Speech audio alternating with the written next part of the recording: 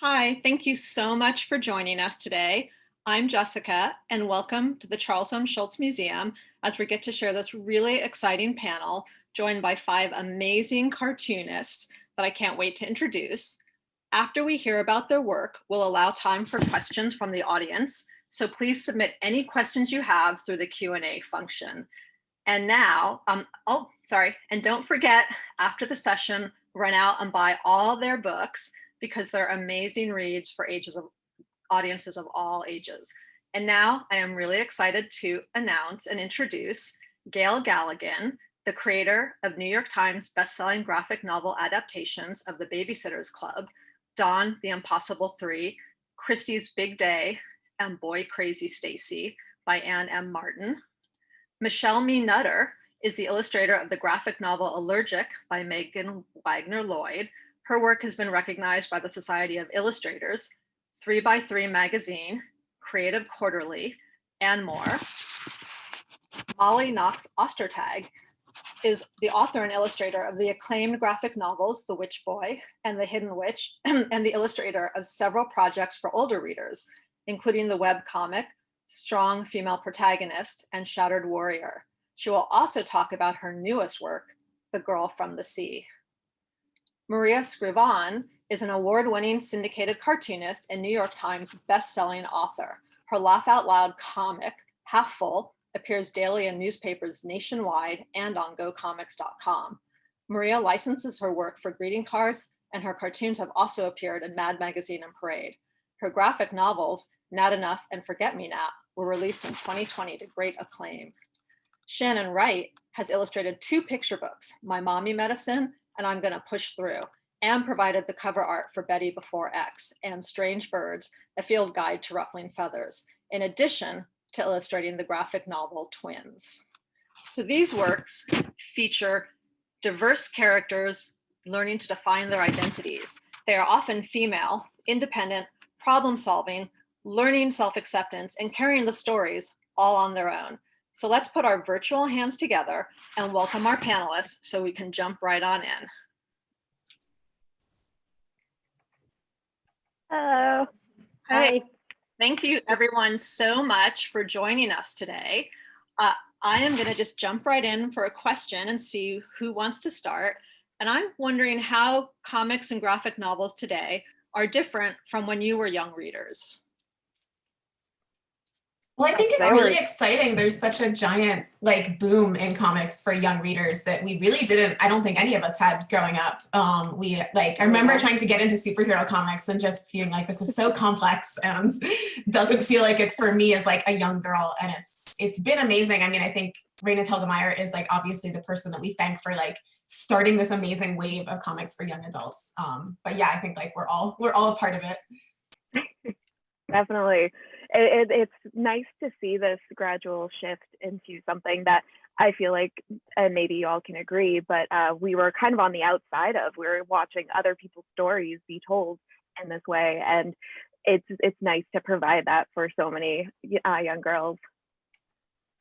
Yeah, thank you. I have a question specifically for Gail. The Babysitters Club has a legacy going back almost 30 years with many interpretations. What about the story has made it so timeless, and what was important to you in bringing these characters to life?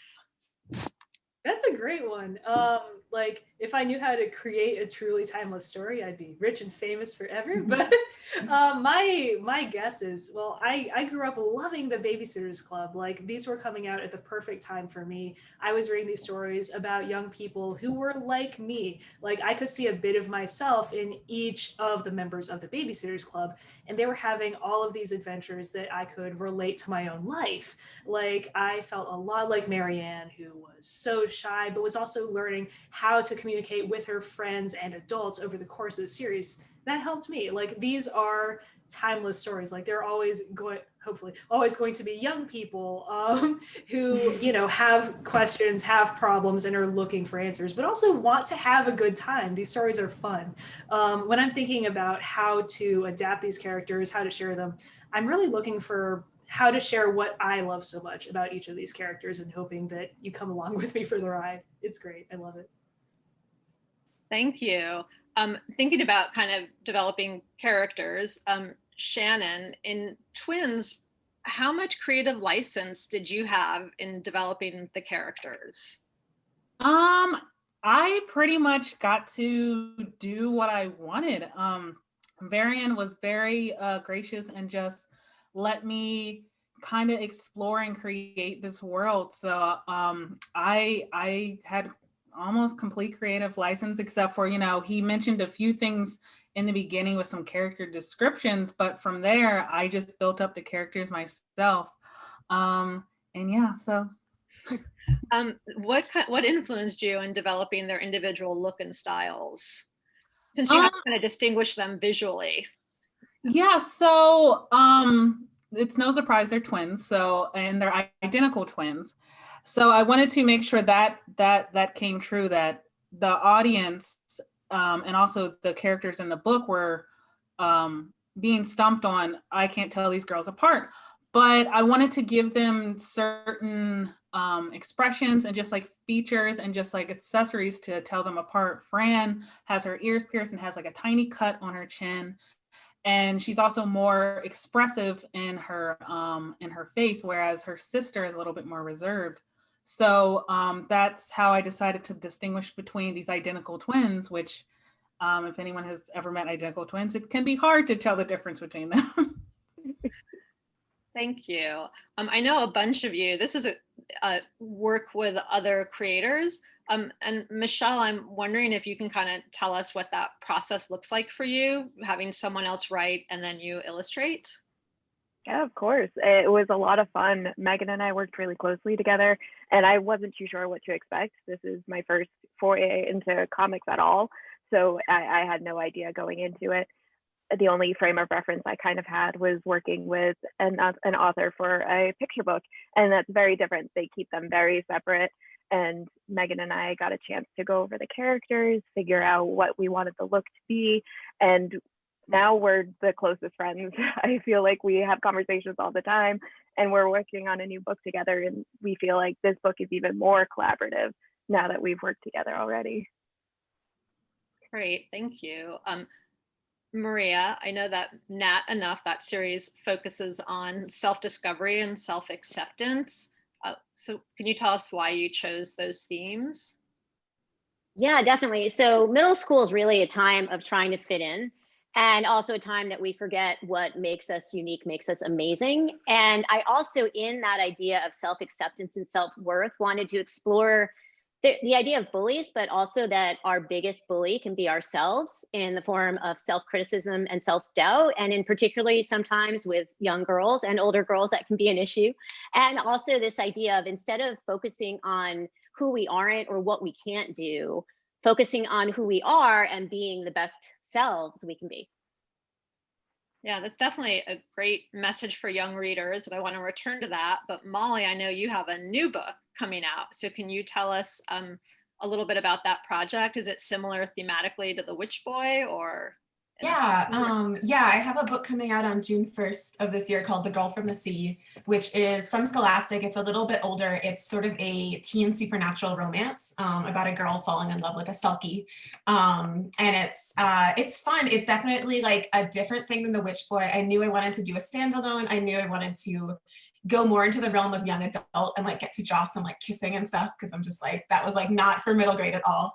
But yeah, it still has a lot of the themes of like being true to yourself. It has like this like strong like queer narrative at the heart of it, which is very much what the Witch Boy books are about.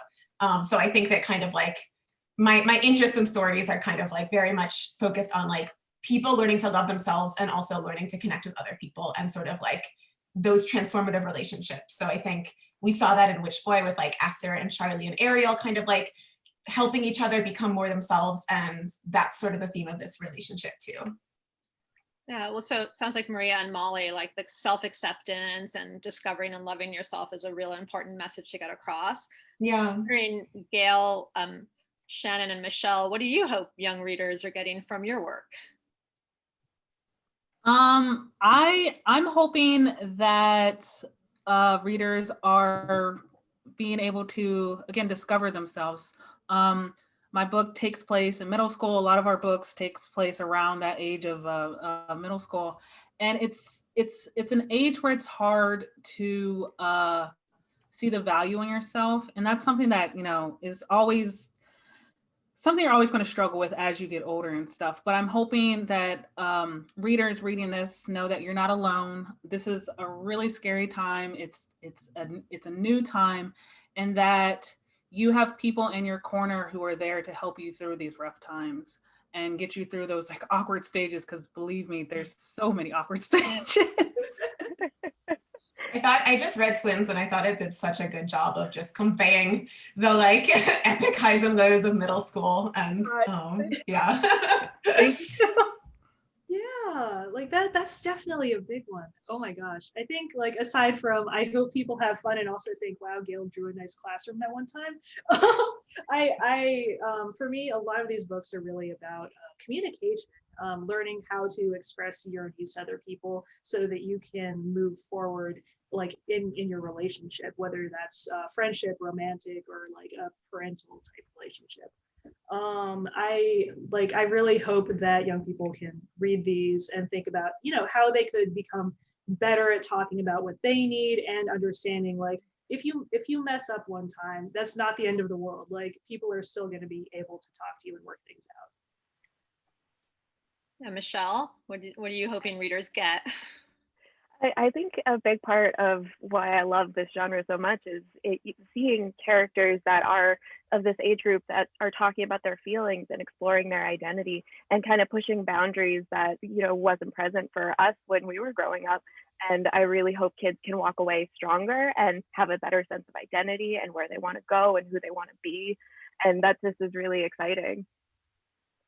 Yeah, thank you. I'm wondering if you all get responses and fan mail from your young readers, and if so, what have you learned from them? What are they telling you about their experiences? Sorry. No, go ahead, Shannon. I've gotten some nice letters and just like DMs and emails from not only younger audiences here and there, but also parents just saying that, hey, my kid got to see themselves for the first time as like a protagonist and they really resonated with that, or the story really spoke to them during this moment. And it's like after those hard hours of like churning out a book, getting those messages really like makes it all worth it, and just like warms my heart. And I'm just like, wow, it touched it. Like I'm just hoping like my books and my work and our work in general just like touches like one person. So when one person reaches out and just like, hey, I love this book and it really resonated with me and got me through like a hard time, I'm just like, I can't help but like cry, even though I cry all the time already. It feels so good. It feels so nice to be able to connect with readers. And Shannon, as you're saying, like it becomes a job. Like this becomes very like stacked on top of days and days, and then you get those DMs or those short messages where it just lights everything up and you're like, oh my god, this is why I do it. This is so good. Yeah, I find that they feel validated. So in Nat Enough, she gets dumped by her best friend, which happens at the very beginning of the book, so I'm not spoiling, but her best friend's Lily, and so many girls have said, I have a Lily.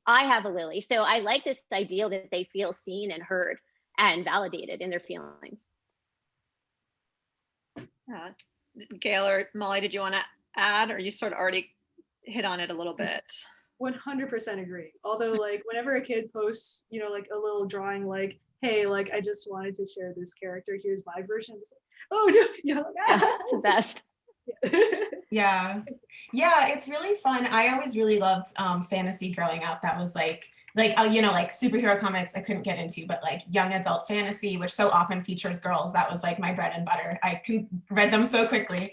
And so getting to make a fantasy world like that and make a fantasy story where people kind of want to go into the world, they can like draw themselves, they can be like, am I a witch or a shapeshifter or something in between? Can there's a magical system of runes in the Witch Boy series, and I get a lot of fan mail from kids where they've made up their own runes, and that's like my favorite thing, because that's just so cool to be like, I want to make this place that is a little bit of like a safe place to kind of like come and like live in this fantasy world and get to sort of like imagine yourself being someone different. I think for me, that was really important as a kid. So yeah, when I hear that I get to do that for other people, it's really nice. Well, we can just kind of go around and everyone can jump in on this. What inspired you to become cartoonists? What led you? Masochism. Well, Maria, how about you? What inspired you to become a cartoonist? Okay. Well, Peanuts for starters. As a little kid, I read the Sunday Funnies from start to finish constantly. All I wanted to do was be a cartoonist. I loved Garfield books. I really couldn't think of doing anything else. And I took a couple detours and I did graphic design for a while. I did animation, but knew that that was all I could do. So I've always been writing. I've always been drawing. I think most cartoonists say they always knew since they were little kids. That seems to be pretty standard, but that was my path. What about you, Michelle? Yeah, I can definitely say that I've always wanted to do comics. I grew up on Calvin and Hobbes and anything that my older brother was reading. So he'd hand me down a lot of Marvel comics. And what I found with the Marvel comics was the text was sometimes hard to read. Like I would get a little bit confused just because it was so text heavy. And then in the 90s, the X-Men show came out and Iron Man, and that kind of pulled me in. And I really loved anything to do with animation. And I loved the idea that comics were kind of an in-between of a book and an animated show. And then it kind of evolved into Sailor Moon and anything that was kind of magical girl realm. And so I was just drawing manga all the time, and it quickly grew from there. Gail, how about you? Yeah, a similar story. Like I loved the funny papers. I clip out all my favorites, put them in a binder, reread over and over and over again. I was a tween when like anime and manga became a huge deal in the United States. And so that was like, yum, yum. Suddenly people like me doing all the things. I still remember my sister and I got Razor scooters one Christmas. It was the early 2000s.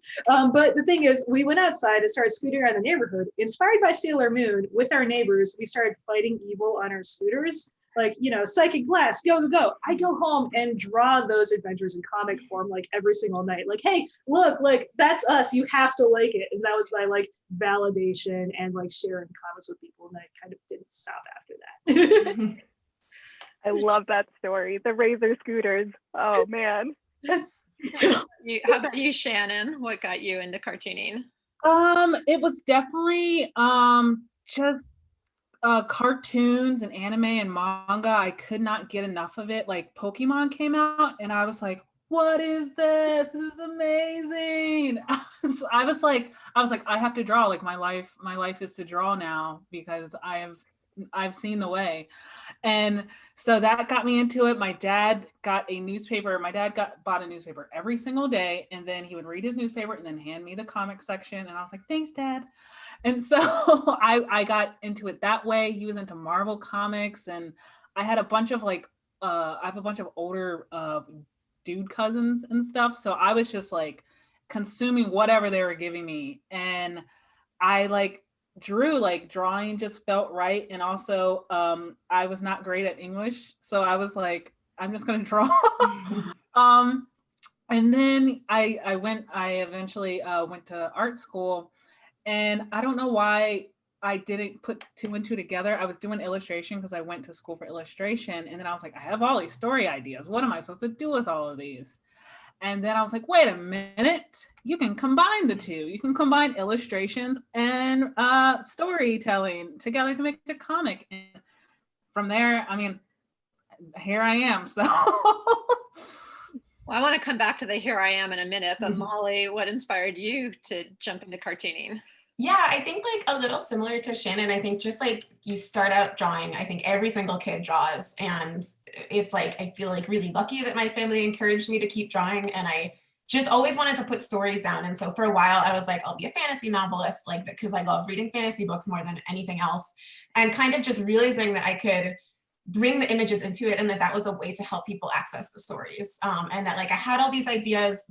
And sometimes it was hard to get someone to like read just like a Word document of stories, but if you can show them pictures, they'll really get curious and really get into it. And so I just feel so lucky to have like been coming up at this time when more narrative like webcomics were coming out and more narrative graphic novels, and we're really expanding what graphic novels can be, because I feel like it's been this really sort of seamless way to like tell these stories that I want to and do it in this medium that still feels really new and really exciting.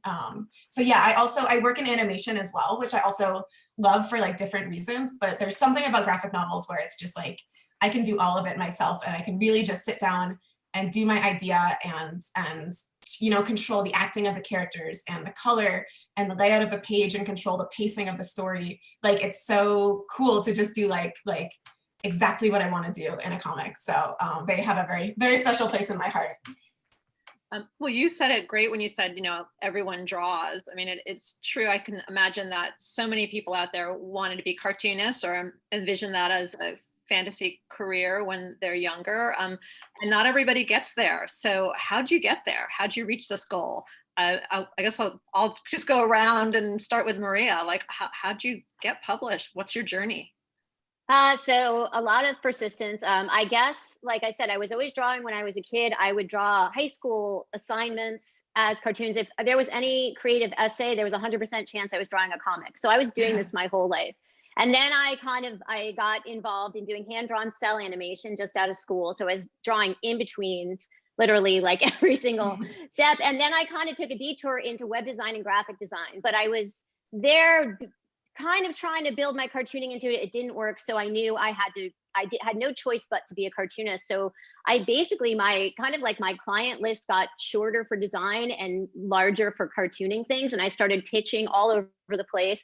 I pitched, I guess it was Parade was a big turning point. I had pitched them a stack of cartoons and they bought like 20 of them in one shot. And I was like, oh, maybe this can work. And this was at a time when magazines actually paid pretty well for cartoons. So that was sort of the tipping point and gave me confidence. And then I would go on websites and submit everywhere, to greeting card companies, to, I went into the New Yorker offices every Tuesday for years, and then had this pile of cartoons and started pitching syndicates. And then I got syndicated in, 2015, 2013, I got picked up by my local papers. And by 2015, I got syndicated. So I've been syndicated since then. And then the books were another dream that I just kept coming up with ideas and pitching, and then it happened. So I would say persistence is a huge part of it.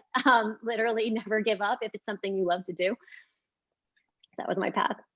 What about you, Gail? How'd you get where you are today? Oh gosh, I wish I knew. Yeah, similarly, I've been drawing comics for fun for so long. I was always drawing them on the side. Go home, draw a comic, be like, yay, I did a cool thing, let's post it online. But it never really clicked for me that the comics I was reading were things people were making, possibly for a living, definitely for money. I didn't make that connection. I thought, yeah, like I want to draw, I want to tell stories. Let's go to college for animation. So I went to undergrad and I studied hand-drawn animation. This was actually pretty useful for me because I had to draw a lot. I had to think a lot about visual storytelling, how to guide the eye, how to make someone look real close at something you want them to see real fast.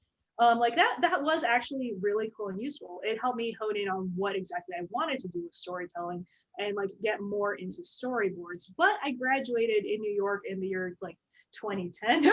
So not a lot of people were hiring. I wasn't great. I ended up doing a lot of temp work, just picking up jobs wherever I could, drawing comics on the side, figuring out how am I going to get into this industry, and picking up 2 internships while I did all of that.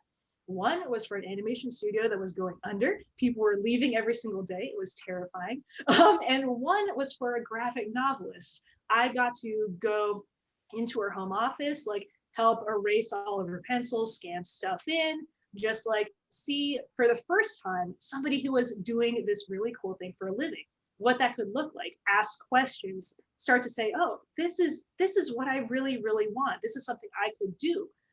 This was Raina Telgemeier working on drama. I was really lucky. We actually lived a few blocks from each other in Queens at the time. I found her on LiveJournal. We found out she needed an assistant. It was great. So after that, I started really shifting gears, saying, okay, I know this is possible. I want to do it. I'm going to devote so much time to making comics. I started, making mini comics, passing them around, trying to connect with anybody I could find who was into comics, and eventually going to comic book graduate school. I do not recommend this for everybody. It's a path that only happened to work for me. There's literally no one way to get into comics. I swear, I promise. it just happened to go well for me. One thing that my school did was bring in publishers once a year to look at your work. So I had pitches ready. I knew I wanted to make comics for young people. So like, here are my drawings, let me show them to you. And the last year I was there, David Saylors from Scholastic came and was like, I see. It turned out he was sick that day. I was terrified. But anyway, he got in touch after we connected. He connected me with the wonderful editor Cassandra Fulton, who happened to be looking for someone to take over the Babysitters Club, which, you know, Raina had moved on to her own original projects from. I tested, it worked out. I still feel so like deeply blessed, lucky, happy, like that I got to work on this thing I love so much. Long story, but I'm happy to be here. How about you, Michelle? I loved hearing your story, Gail, because mine's like a little bit similar. I went to school and then I graduated in 2012. I went to school to be a designer, and I was just really unhappy as a graphic designer. And then I decided to go back to school much later in life. And I wasn't too sure what I wanted to do, but I knew I wanted to do illustration. And I felt like I couldn't just do the work on my own, even though like I knew I could. I really wanted that mentor and someone to guide me and help me not waste any more time. And then while I was there, I went to Mass Art in Boston, and they had this Society of Children's Book Writer and Illustrator Conference, and there was a competition, a student competition, and I entered. It was my last year at Mass Art, and I had been drawing comics on the side for myself and kind of like daily short things that I never let anybody see. I don't know why I was so embarrassed about them, but I went and I got into the competition, and I was able to show off my portfolio and meet so many amazing art directors and agents. And I actually met Megan's agent, the author of Allergic. I met her agent there, and she had this project and she really wanted to pair us together. So it kind of was this Cinderella story moment where I wasn't anticipating having a full-blown graphic novel on our hands. Like, we got to work right after that, and I was anticipating waiting a few months before we actually heard back, and everything happened really quickly. And we went with Scholastic, and we're so happy with our home there. And I grew so much as an artist because I'd never worked on anything this big before. Thank you. Shannon, you were like, here you are. So how'd you get here? Oh yeah. So yeah, I went to art school. I went to a public art school, Virginia Commonwealth University here in Richmond, Virginia. And not gonna lie, I wasn't really familiar with like all of these different art careers. Like I knew like, I was like, there's people who draw, there's people who do animation, and then there's like fashion designers and here and there. But I went to art school and I was just like, I want to draw. And then they were just like, okay, well, there's different careers for that. And I was like, what are you talking about? And so I applied for one of the departments of communication arts, which was illustration. And so I went into it saying, okay, I'm going to do illustration. I'm going to do editorial illustration. And that was my main goal for like half of college. And then I met a good group of people in Richmond who were making comics. And I was just like, what are you guys doing? And they were like, we're making comics. And I was like, what is that? and then I was just like, oh, wait, I've read this. I've read comics before. And I started taking every single comic class I could at my university. And I was also doing an internship under Mildred Lewis and stuff, because I was just like, I need to learn more. My college isn't giving me enough. I need to just like have some outside sources. So I was like training under her, like mentoring under her. And then I was also taking like as many comics classes as I could.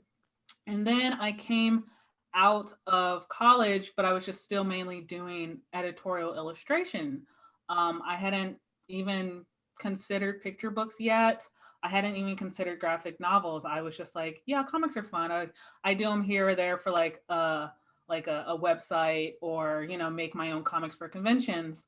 And after a while, I got pretty burnt out with editorial, just in terms of just like pay and also just the turnout, just like deadlines and whatnot. And I was taking on more jobs than I probably should have, just to like get by. And out of nowhere, after I had done like a picture book and stuff and some book covers, Scholastic had hit me up with a summary about twins. And I was just like, what? And so I tested for it. I did samples. I loved the summary, and it ended up being a match. And I made my first graphic novel. And the thing is, like, I had made comics before. I had churned out, minis and whatnot, but like tackling a graphic novel was so different. And I learned so much along the way. But I'm just like, wow, I really did that. So my journey was just like, yeah, I want to make art. And everyone was just like, okay, well, there's different things, like different kinds of art. And I was like, you are blowing my mind right now. So yeah. Yeah, it's so wild when you're just a kid and you don't know the different careers. And I think it's like, even I feel like kids now are maybe a little more, they can like go on Twitter and get a little more access to like what creative professionals are doing. But yeah, to just be like, I have no idea what I want to do. I just know it involves pictures in some ways. Exactly. Yeah. I feel like I went to art school too. I went to the School of Visual Arts in New York. And I also was like, maybe I should do editorial, maybe I should do animation, like lots of like indecisiveness. And like kind of was really focusing, like I wanted to be a writer. And then I started to really focus on comics, and I kind of like put my own stories on the back burner. And what kind of like really started me was making a webcomic with a friend. My friend Brendan Lee Mulligan, he wrote strong female protagonists, and I illustrated it. And we did it for like 7 years. We put like 2 pages up every week, which was crazy. But it was really cool to just be continually turning something out. And I really think that doing that, I sort of learned, honestly, like more than I did from like my classes, just having to put a story out every like 2 pages every single week, and having to kind of like design these characters and grow my style. And like the style jump and the quality jump in that comic is so huge, because I started so rough and then it like really changes. But yeah, I did that. I started going to comic conventions also, which was like a huge privilege of like going to school in New York City, was that I could go to Mocha Fest, I could take the bus down to the Small Press Expo in Bethesda, Maryland. And those kind of like indie comic festivals where often they were editors with like, they'd have their little table set up with all of the publishing companies' books, and I would just give them my mini comics of like whatever I had done. And that, I think, was really what got me my first job illustrating a book with First Seconds. And then kind of like by that point, by the time I'd drawn like a ton of strong female protagonists and I'd drawn this entire book for First Second, I was like, I really want to be telling my own stories. And I don't know why I stopped, like why I sort of assumed that I couldn't be the writer of these as well. And so ever since then, I've kind of like committed to myself that like comics are a lot of work, graphic novel is a lot of work. And I'm like, I'm gonna do my own stories, because I have enough that I like really want to put them out there. But yeah, I think like for me, the best thing was both like putting work out there. It was like a great time where a lot of like narrative webcomics were coming out. So people were really open to that kind of storytelling and really excited to read like long form webcomics. So like doing that and doing it regularly, and then also going to these conventions and just connecting with people and like meeting our peers and like seeing what everyone else was doing and being so inspired, and seeing these like, if indie comics is like the most amazing, cool community in the world. Like there's just these micro cultures of what we all get really interested in. And like, you'll be like at Mocha Fest this year, everyone's doing late nights, and next year it's all going to be cryptids or something. And it's so cool. And then you even like see it, I feel like in culture, like 10 years later, you'll see like movies come out about that stuff. And it's like, we were there first. So yeah, I think like that kind of like to me, like really the heart of sort of my whole career. I'm wondering if any of you received advice along the way that really resonated, and if so, what it was. I think the biggest. Oh, sorry. Go ahead, Gail. No. Just honestly, what would you tell your friends? it's really easy to be super like self-critical or like, oh man, like I'm having a tough time with this comic, like it just keeps going, or I feel bad about all these pages. But if you think about like how you would encourage a friend or be like, this looks great, what are you talking about? It can really honestly help. And I feel like that applies to a lot of aspects of life, honestly. We're a lot nicer to other people than we are to ourselves often.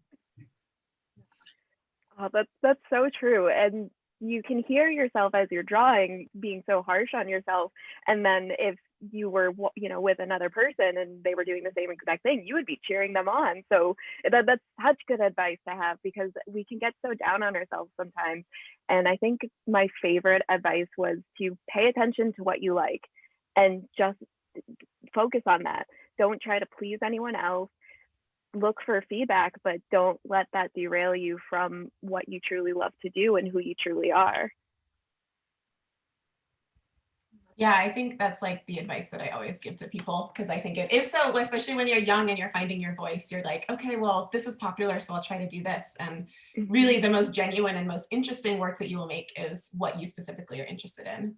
I definitely, in school, I had someone approach me to do like a adaptation of like their memoir. And I was so excited just because it was like this official job. And I talked to my teacher about it and she was like, wait a little bit. Like, don't jump on, like, this is such a big task. Don't jump on with the first person who like says that they'll pay you what sounds like a lot of money, but actually when you break it down is not a lot of money. And so that was like, I think very helpful, because I like always have wanted to like get there as soon as possible. And so giving myself a little bit of time to like do my own thing and learn and build my career rather than committing to something really early was welcome advice. And what do you, I'm going to kind of combine two questions. One, but what do you like most about your jobs, and what are you most proud of? I just love, oh, sorry. Wait, you should go.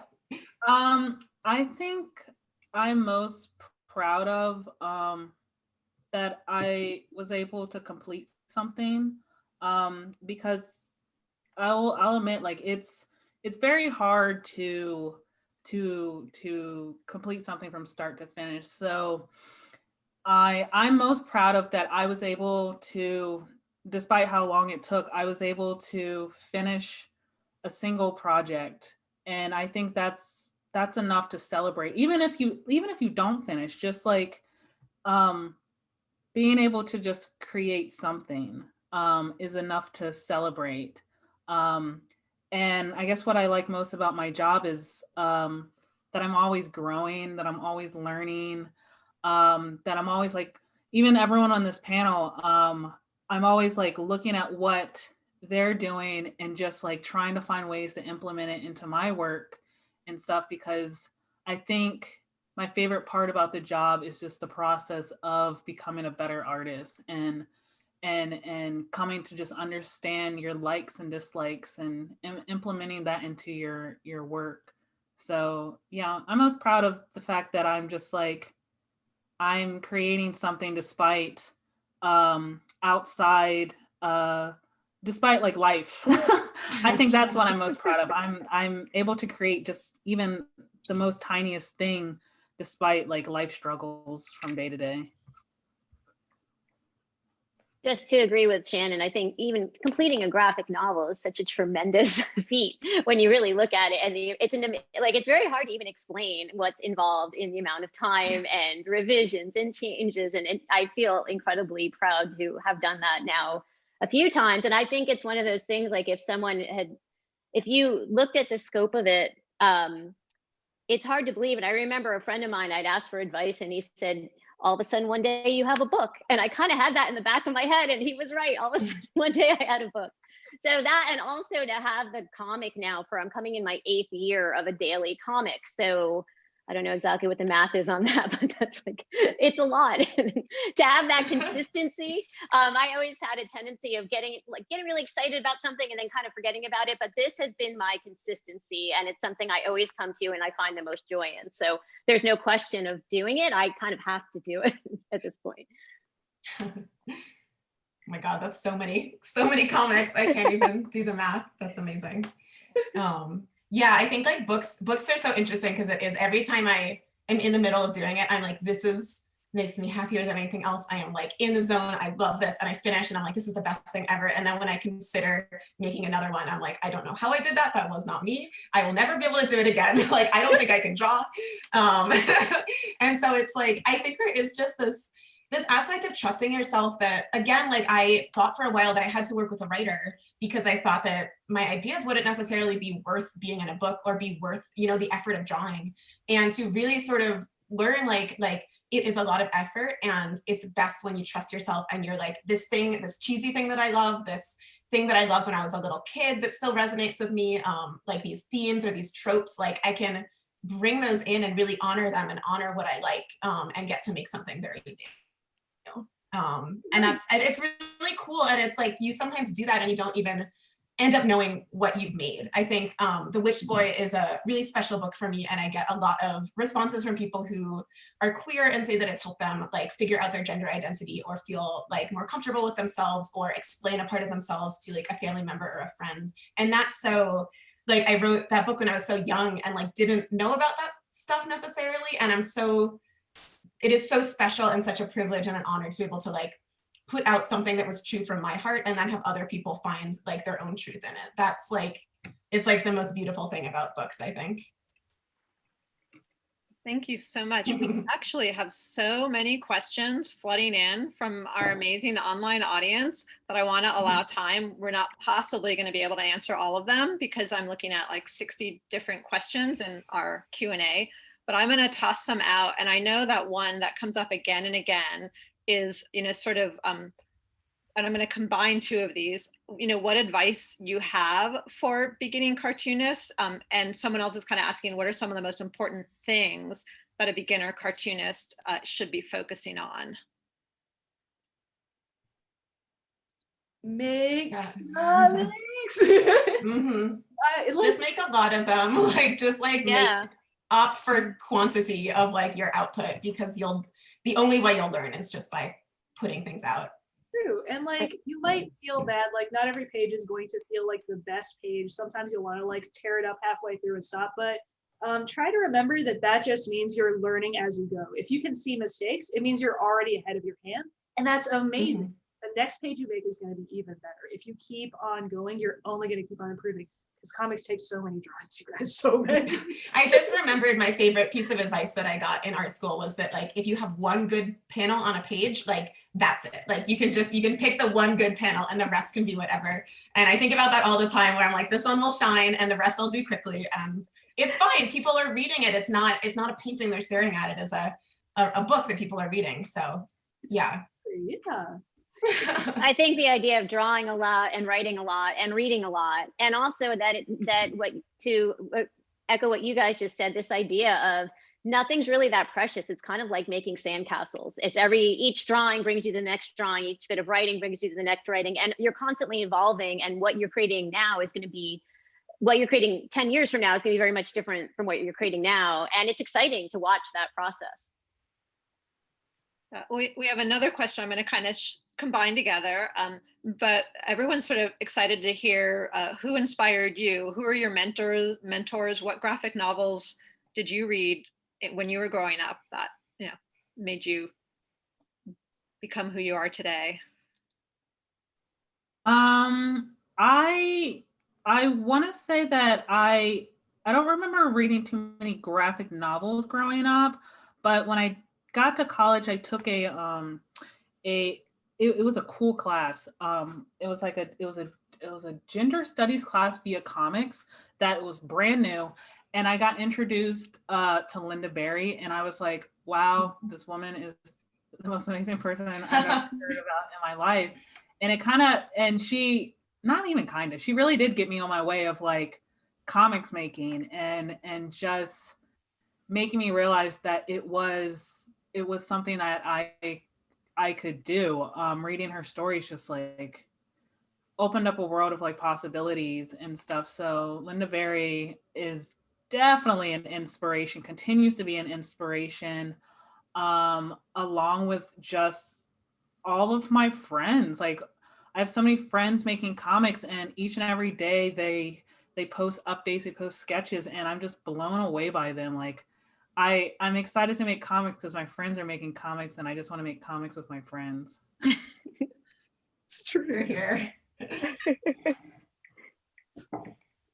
Yeah, there were so few. I mean, there weren't really graphic novels when we were kids. Like, I think it literally was not a term until like, I don't know, maybe like 15 years ago. But yeah, I'm so inspired by like friends and then people who are just like a couple years older, and you could look at them and be like, I'm gonna look at their Tumblr from when they were my age and see what they were drawing. And yeah, but like creeping on people's like Tumblrs and blog spots and being like, what were you making fan art of when you were in art school? That was really cool. It's so cool. Yeah. I think that's the best part about the world where we're in right now, where we were kind of looking to comics as we were growing up with the internet. And so a lot of web comics and dailies and things that were just pushed out independently. And so the creator had so much creative freedom. And it kind of taught me that stories can be whatever you want. You can literally make any world that you want and you're not limited anymore. And I really looked towards Vera Brockel. Like, that's a huge inspiration for my work. And I think that was the first graphic novel that I went into the bookstore and I came home with. And Craig Thompson is another one of those names where it's just like, there were books that I just fell in love with. There was definitely not any graphic novels when I was a kid, so it was all funny pages. And I loved Peanuts and I love Garfield, as I said before. And also I love Shel Silverstein, and he did a lot with words and pictures, and I loved his line art. And I was also a tremendous Chuck Jones fan and Bugs Bunny and the nuances of expression and the colors. And I know that I integrate a lot of that in my work. Yeah, it's just been so exciting seeing how the medium has changed, and it's so alive in such a way where it is changing. Even just like what kind of webcomic was popular when I started doing webcomics is so different now. The hosting site is different, the format is different, and like there's things like Twitter like lets you have just like 4 little images, and so there's like this whole rise of new 4-panel comics where it is such a vibrant art form, which is really cool. And so it's like we can look to the past and we can look to all these like heroes, but then also like we get to be our own heroes and we get to kind of really break ground.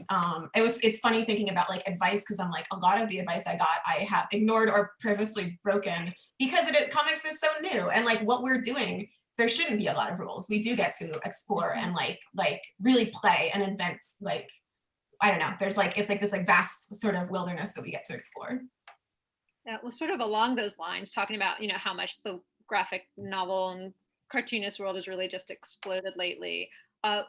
Someone's asking us, what kind of characters or storylines were not represented in comics when you were young that you can now see in comics, and are there storylines you still like to see?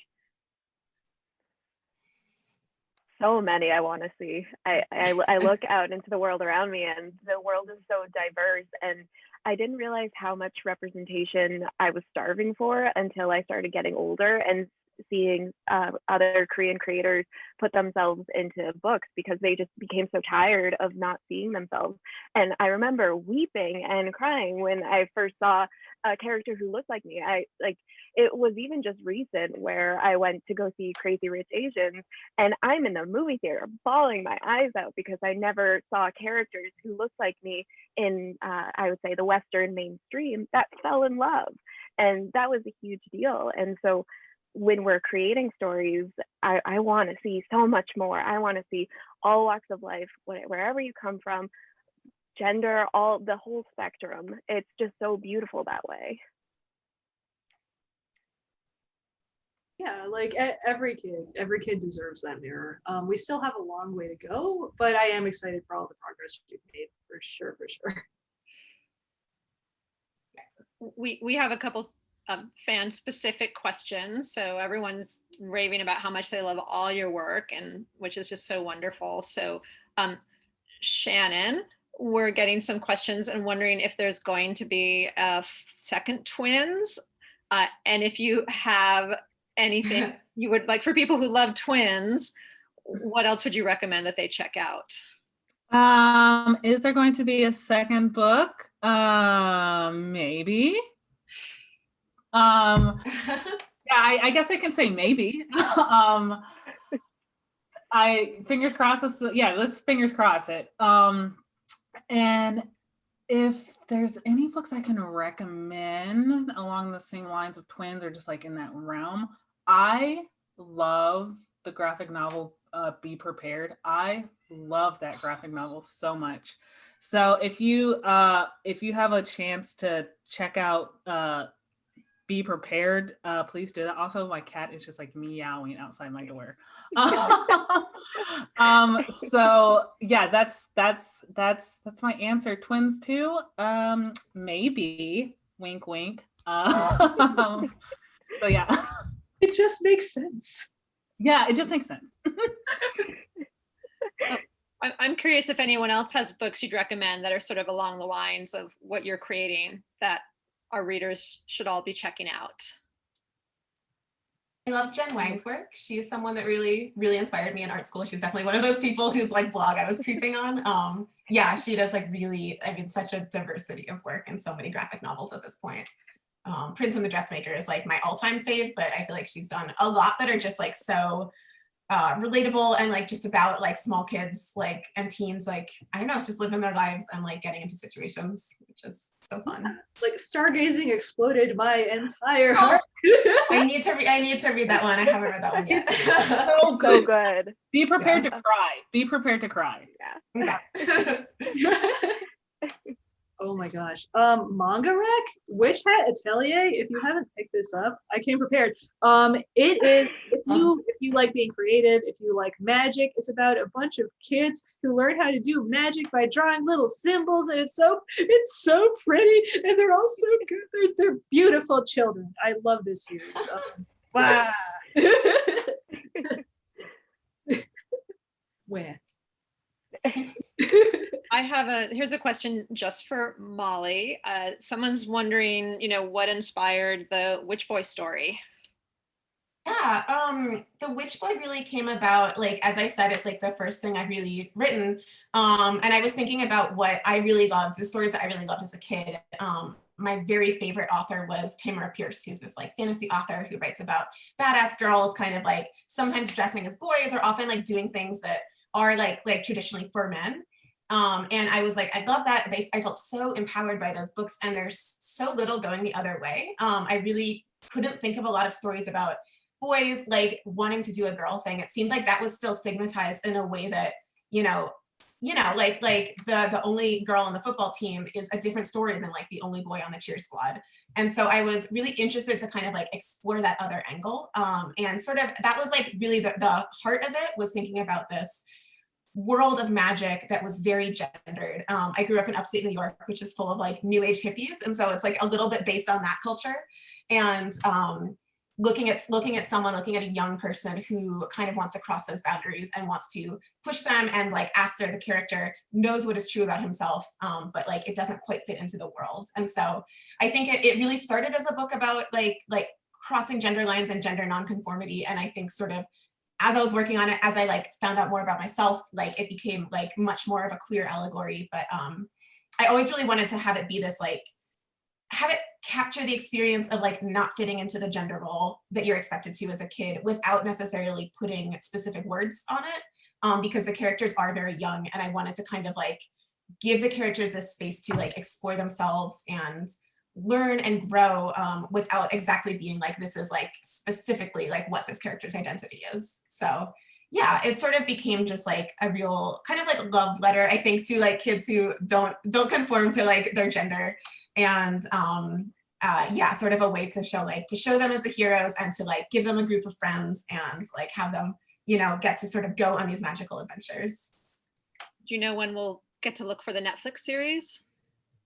I actually don't know when it's coming out. It's going to be a movie, and it'll come out at some point. So it'll be cool. It's with a really, really talented director who he like responded in a very personal way to the work. Mickey Lee is his name. And he like, it's like I said, it is such an honor to make some work and then have people take it and say, this is my interpretation. This is what I'm doing with it. Like, this is how I sort of passed it through my own heart, and it came out something different. So I'm like so excited to see what he does. We have so many questions. I'm going to try to kind of, compress them into one or two and get maybe two or three more. But everybody's sort of wanting to know what the creative process is, how you start, what a day likes, and what a day looks like, and how you might get like unstuck, what kind of keeps you going. And if you can just maybe each one of you give us a quick look at your daily creative process when you're in the middle of a project. Oh God, process is a whole other ballgame. I feel like process is a constant battle. It is the dragon I am trying to fight every single day. And the best thing that I can think of is having a routine and trying as hard as you can to stick with it, but not being so rigid where if you are stuck, sitting at that desk isn't going to solve any problems. Getting up, getting inspired, talking it out with other artists, showing your work and getting fresh eyes, that's really what helps me like pull from the trenches of what am I doing? How bad is this? And that helps a lot. And just drawing and more drawing. Yeah, so much drawing. Yeah, I feel like things that help me, like you said, like definitely having a routine. That's changed a little bit since I had a child 3 months ago. Don't worry about it. But basically, yeah, I think like if I'm feeling stuck, number one, there's a reason for that. I want to dig a little bit deeper. Like if I'm having trouble with a drawing or story idea, that means there's something wrong with it that my brain recognizes in the back, but the front of my brain hasn't quite gotten there yet. So it's kind of like a process of asking myself, like, okay, like what do I like about this? What isn't working? Can I just try redoing it and see how that feels? But also like trying to connect with the stuff I really like to remind myself why I'm here in the first place helps so much. Just like, yeah, take a walk, watch a movie you really like, ask yourself questions about what's working for you, or just, like lie down. All of these things are very good. Yeah, I definitely, resonating with what Michelle and Gail said, try to stick, to a routine. It does get really hard, especially when you're like going through just everything else. But one of the things I found out when I'm stuck is, again, just like go, I go watch a movie or go play a video game, and I will talk to a friend, and then I'll figure out, I'll take things from those other mediums and stuff, and I'm just like, oh yeah, that's what I love so much about character dialogue or this or that. Or I take a nap. Sometimes you just need to take a nap.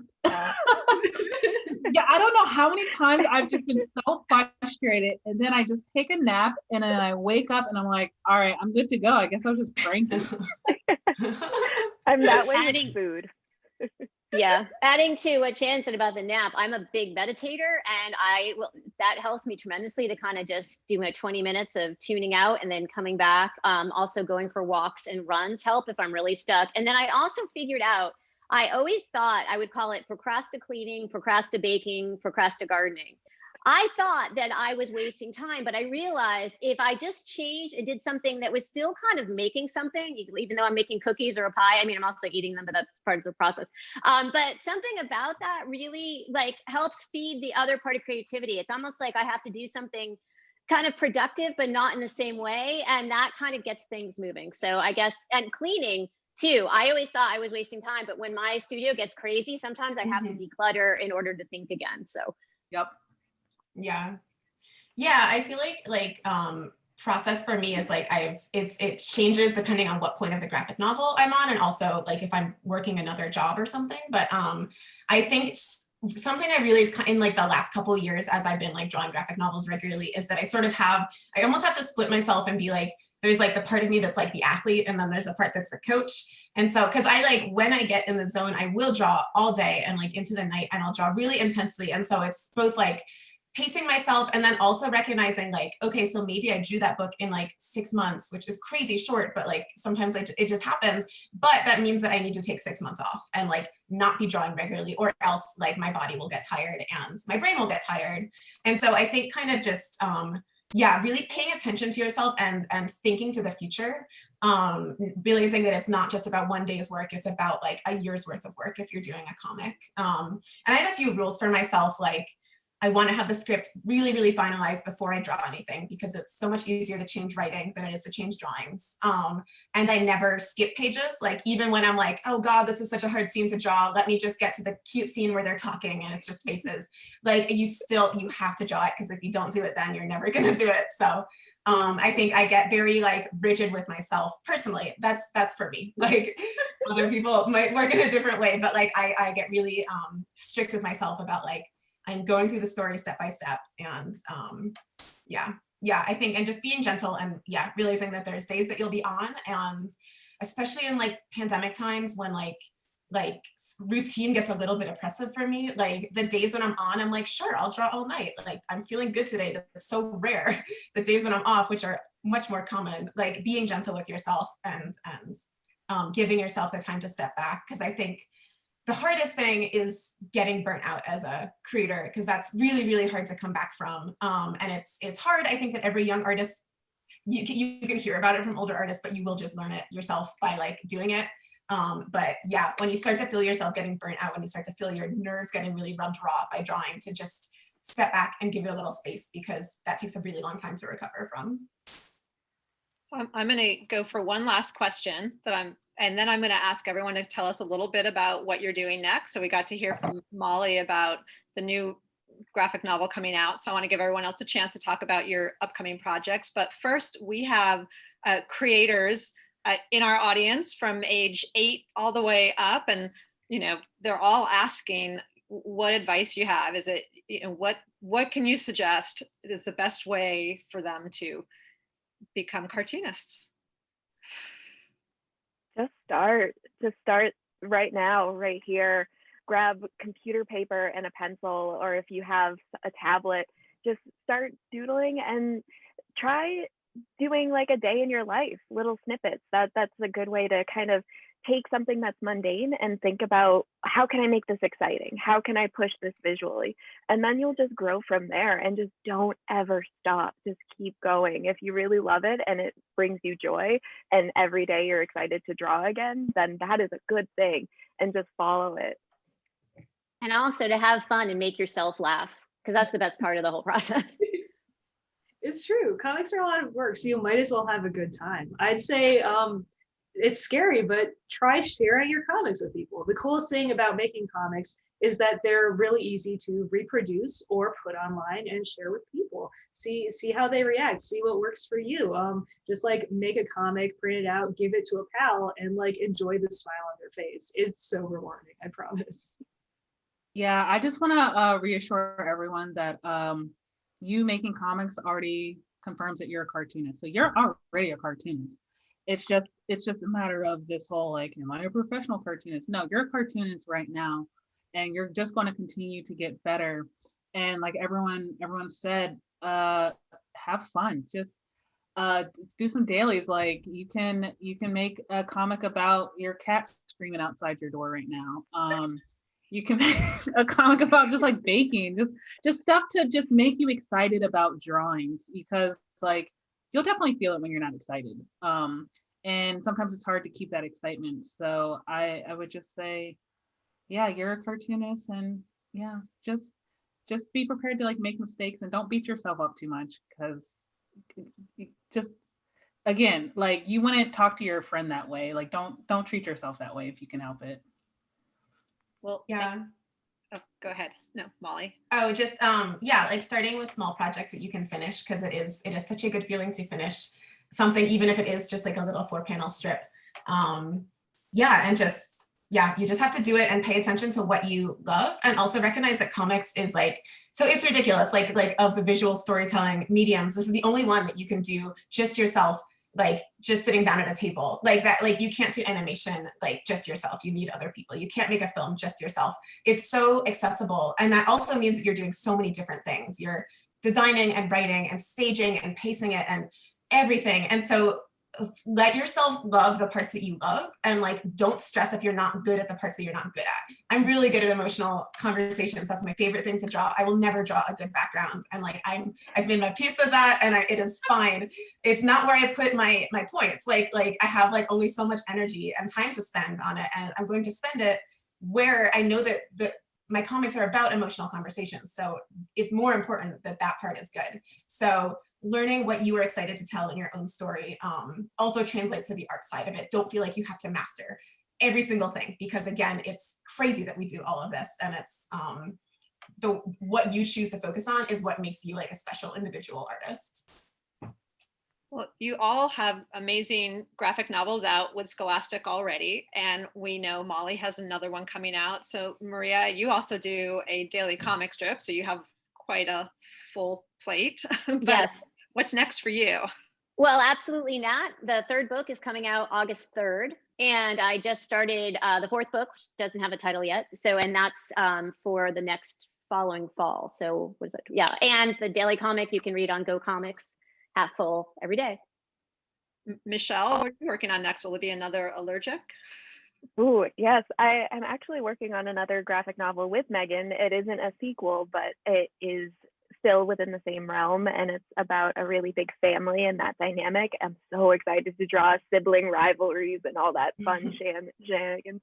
And I'm also working on adapting my D&D campaign, my Dungeons and Dragons campaign, into a graphic novel with my roommates who are all artists, and we all play together. So we're working on formulating that pitch, and I'm putting it out into the universe. So What's next for you, Gail? Ooh, I can't talk too much about it yet, but I'm working on my first original graphic novel with Scholastic Graphics. I'm super excited. It's also middle grade. It's got a lot of friendship and yelling. And if everything comes through together, hopefully it'll be out fall of next year. Please look forward to it. And Shannon, you hinted at another twins, but is there anything else you're working on?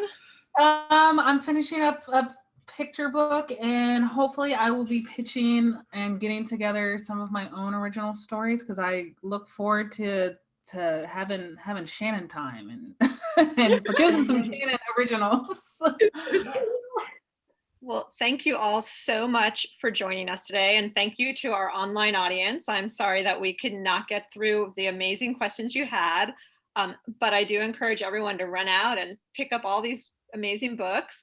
And I want to give a shout out to Scholastic for publishing all this incredible work and helping us open up this diverse universe, and for helping put this together. So thank you all so much for joining us. And we have recorded this, so we'll get the recording out to anyone who wants to revisit it again and again.